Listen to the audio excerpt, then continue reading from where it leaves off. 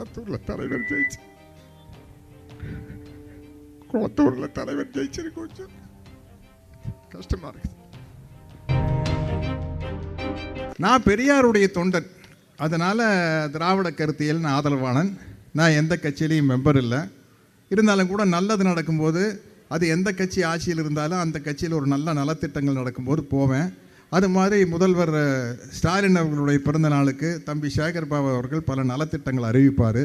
அதை வழங்கிட்டு போங்கண்ணே, மற்றபடி இது அரசியல் இல்லை அப்படின்னு சொல்லி கூப்பிடுவார். வருவேன். வரும்போதும் கூட ஒரு தயக்கம் இருக்கும், என்னடா நம்ம ஆளுங்கட்சிக்கு போய் ஜால்ரா அடிக்கிறோமோ அப்படின்ட்டு. ஆனால் 5 வருஷமாக நான் சேகர் பாபு தம்பி கூப்பிட்டப்பெல்லாம் நான் வந்ததுக்கு காரணம் தலைவர் ஸ்டாலின் அவர்களுடைய செயல்பாடுகள் தான், அவருடைய வளர்ச்சி திட்டங்கள் தான், அவருடைய நலத்திட்டங்கள் தான்.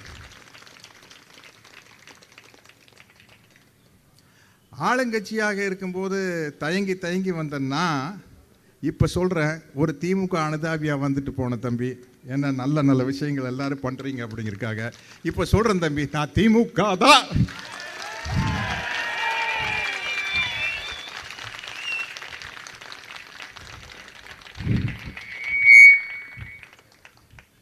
எனக்கு குளத்தூரில் தலைவர் ஜெயிச்சு, குளத்தூரில் தலைவர் ஜெயிச்சிருக்கு. கொஞ்சம் கஷ்டமாக இருக்குது. இல்லைனால ரொம்ப கிண்டலானால், நக்கல் பிடிச்சாள். என் சினிமாவில் பார்த்துருப்பீங்க. எல்லாத்தையும் விளையாட்டாக எடுத்துக்கினேன். இது எப்படி எடுத்துக்க முடியல. ஓகே, பட்டு தெரிந்துனா அத்தை புத்தி வரும். படுங்க படுங்க, பட்டு தெரிந்துங்க, அப்போ தான் புத்தி வரும். இப்பேற்பட்ட தலைவரை தோக்கடிச்சிருக்கிறோம். முதல்வருக்கு உதாரணமாக இருந்தவர் அண்ணா, கலைஞர் வழியில் ஸ்டாலின் அவர்கள். என்னங்க ஒரு முதல்வர் பேசுகிற பேச்சாங்க இது? வாயில் நல்லா வருது, எனக்கு கொடுத்தா நல்லா வரும், நல்லா வரும், நல்லா வரும், எவ்வளோ வேணாலும் நல்லா வரும்.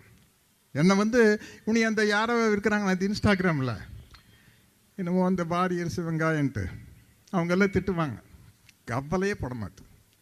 இங்கே பிடுங்கி வீசிட்டு ஒன்றும் இல்லை, இங்கேருந்து பிடுங்கி வீசிட்டு போயிடும்.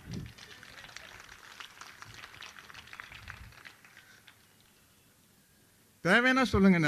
எனக்கு நிறைய கெட்ட வார்த்தை தெரியும். நான் ஒரு மரியாதையை அதையெல்லாம் அமைக்க வச்சுருக்கிறேன்.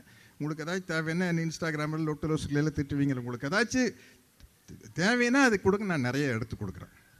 அதனால் இந்த தமிழ்நாட்டை பொற்காலமாக மாற்றியது திராவிட மாடல் ஆட்சி தான். தந்தை பெரியாரின் கொள்கைகளை கனவில் ஏந்தி அதை நடைமுறைப்படுத்தி அண்ணா அதை சட்டமாக்கி, என்னங்க மிக முக்கியமான ஒரு சட்டம் சொல்கிறீங்க, இவ்வளவு பெண்களுக்கு இருக்கீங்க, பெண்களுக்கு சொத்தில் சம உரிமை கொண்டு வந்தார் தலைவர் கலைஞர். அதை விடவா அவர் கொண்டு வந்த அந்த அத்தனை சட்டத்தையும் வழிநடத்தி முன்னாடி கொண்டு வந்தார் நம்மளோட தலைவர் ஸ்டாலின் அவர்கள். அதை விடவா ஒன்றுமில்லை. இப்போ ஆட்சியில் இருக்கிறவங்களுக்கு நான் ஒரே ஒரு அட்வைஸ் பண்ணுறேன், நீங்கள் ஒன்றுமே பண்ண வேண்டாம்.